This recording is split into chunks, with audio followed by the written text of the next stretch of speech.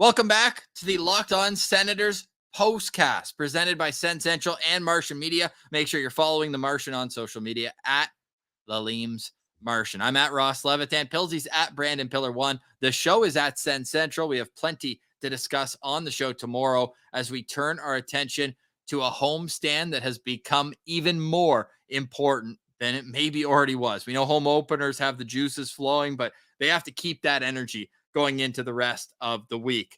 But what about tonight's game? There had to be some Senators that stood out despite being a 5-3 loss to the Carolina Hurricanes, a game the Senators were outshot 42-30. Funny enough, Pilsy, when we were talking about this game earlier, we mentioned Joonas Korpisalo. Hey, maybe he gets 38 saves and they steal it. He had 37 saves, but 5 went past him, so they aren't able to get the victory here. Martian, your Sens Central standout in tonight's game. Yeah, and I think luckily I have the first pick here. This kind of reminds me a little bit of the Ring of Honor boys, where we go around the table and we make our selections. And I might add, I did become the Ring of Honor champion for the first time. I know that there was never a big wrap up on that. But yeah, so I mean, it reminds me of that. But I'm going to go with my first overall selection here with Mathieu Joseph, boys. I mean, for a guy who's been in all these trade talks and having such a bad season last year, I thought he was flying out there tonight, very much like the way he was playing in the preseason, right? He had the goal and the assist, and both of them were really nice plays by him. The deflection in front for the goal, and the hustle that he had. I felt like he had so many odd man rushes that were created, by himself. So for the assist, he made that great block shot, and then scooted down on the penalty kill and made that pass to Parker Kelly. Who did a great job burying that one. So I thought, Mathieu Joseph had a really good game. He had 17 minutes and 52 seconds of ice time, which is not a math guy, but at least 5 minutes more than Tarasenko, which is kind of funny, right? But Mathieu Joseph, I mean, he's getting a lot of flack online. He's getting a lot of his name is flying around in the media. And for him to just be able to ignore that and put all that aside, I think that, that proves a lot about where he stands as wanting to be an Ottawa Senator. And if they can find a way to keep this guy, I'm not trying to go too far with the overreactions and still sign Pinto, then I'm cool with that because he's putting in the hustle.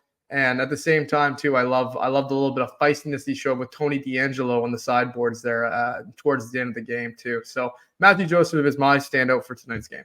And maybe this is a short-term solution, although it's centermen that are out of the lineup for Ottawa. But Martian, I feel like Joseph plays better in a top 6 role when he's the third player on the line. I find he simplifies his game more. He just plays straight lines, goes. I know he did some of his damage shorthanded tonight. It was great playing 4 minutes and 40 seconds, I believe, in shorthanded time on ice. But do you guys like him better in the top 6 or on the third line?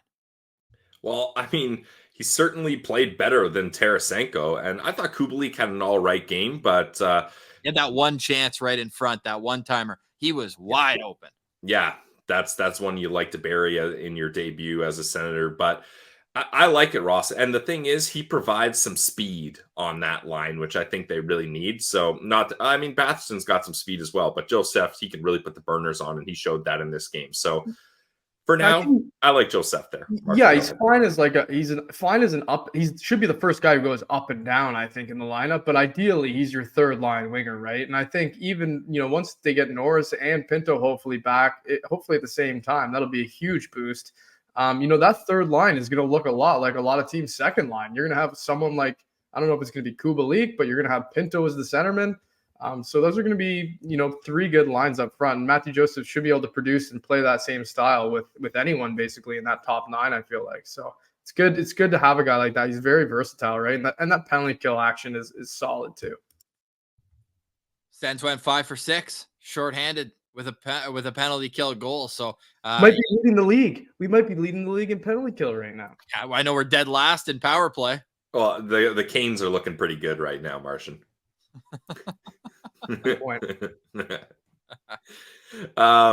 For my Sens Central standout, I'm going to go to a guy on the same line as Mathieu Joseph. I thought Drake Batherson had a really good game. Now, this might be an example of similar to Korpisalo, a guy who had a really hot start and then things didn't work out for him in the end. Although I wouldn't say Batherson had a bad game near the end, but he was really noticeable at the start of the game. He hit the post there. He was getting in the mix a lot. He ended up with 5 shots on goal, by the time everything was said and done. So he ends up really contributing to this offense. I'm just trying to see if that led the team. Yeah, it leads the team with 5 shots on goal. So he was doing what he can to get in the mix there. And I thought he looked better offensively. You can really see his size out there. So in a game with some slim pickings, I like Batherson's game, especially at the start of it. Yeah, the start of it was what really got my attention peaked. I was like, oh, he's got a couple in him tonight. And he had a couple good, like, I'm going to get the puck back from you plays that he really didn't have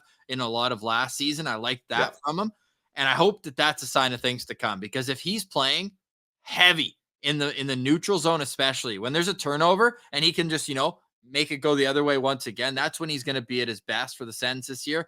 It kind of waned just like the team did in the second half. So hopefully that can be sustained further and further. I thought Ridley Gregg did an admirable job on that line as well with Joseph and Batherson, but won't be soon enough that Josh Norris and or Shane Pinto can inhabit it. Probably not, and maybe or would probably work better there. Let's start with that. Yeah. Let's take anything we can get. Yeah.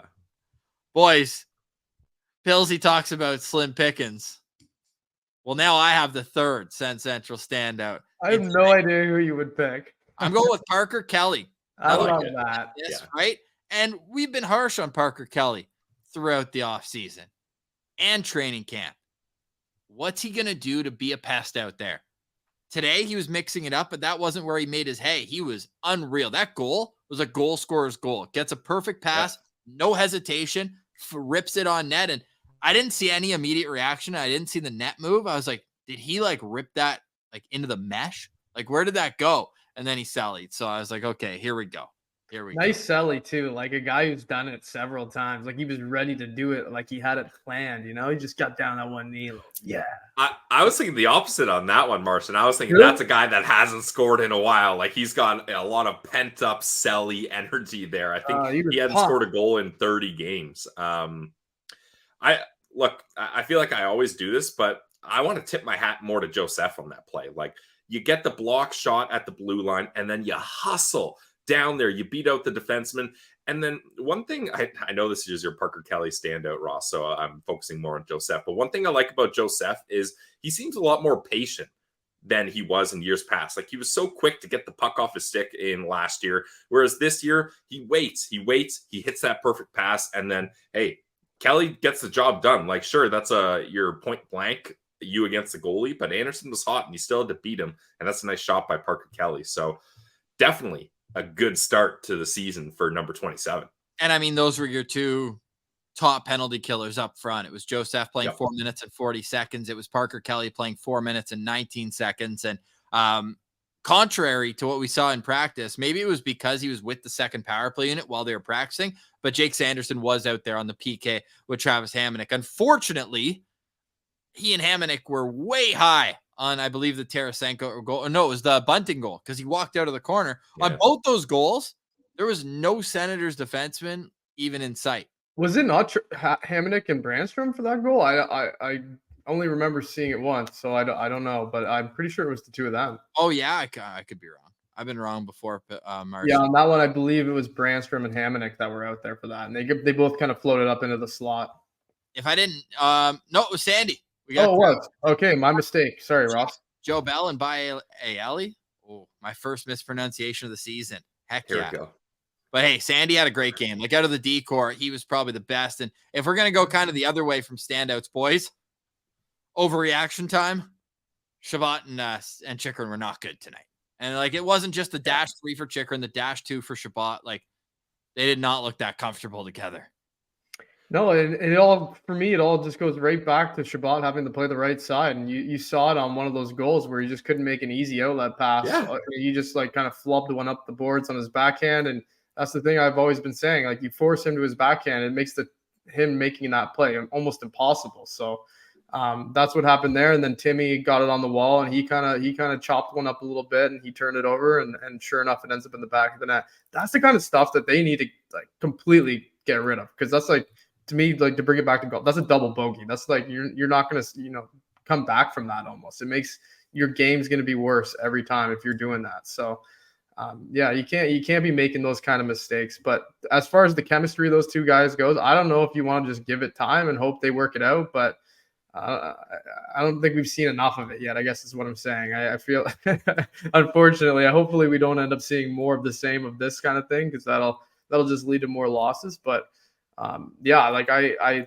feel like, those two guys are two good players. They should be able to, handle it. I see them switching a lot too. I'm not sure if that messes with them as well, but yeah, it's tough to see when that's supposed to be essentially your top pairing.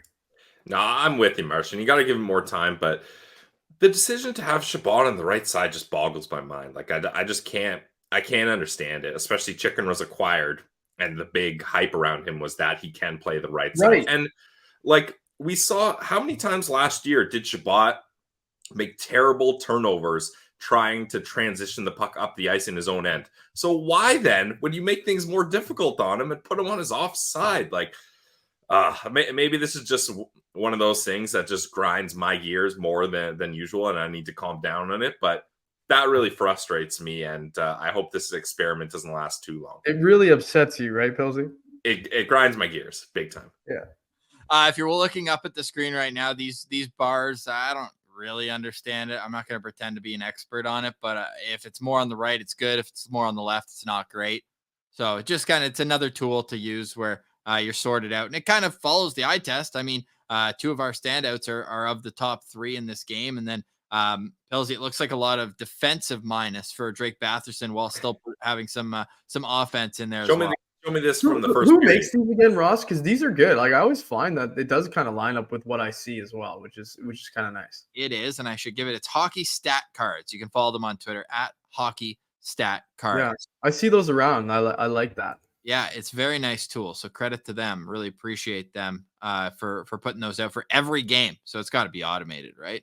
That said, fellas, 5-3 loss opening game this season. Senators lost their opening game last year as well to Buffalo. It was a hard-fought game on the road. Then they lost in Toronto, but then they came home and won all 5 games of their 5-game homestand. So they got to keep that similar home energy for when they come back. But boys, what is your final thoughts on this game? We are going to do a postcast after dark. We'll get to the chat a little bit more. Audio listeners, tune in to Locked On Senators tomorrow, wherever you get your podcasts. And if you want to check out the postcast after dark, you can go onto the YouTube channel and watch the replay of it.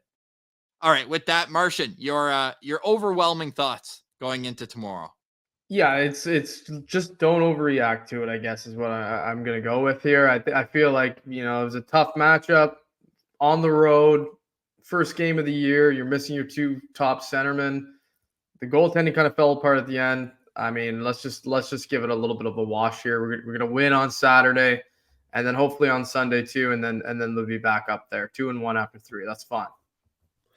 Thoughts for me on this one wrapping up is it was tough watching some of the bad penalties by star players at the end of this game, like that Timmy tripping penalty behind the Hurricanes net.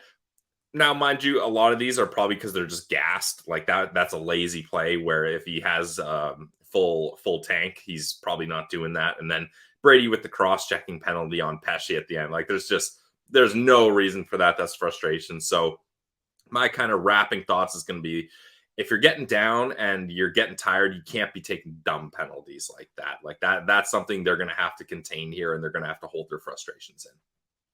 Yeah, and he didn't even pick a star player either, eh? Yeah.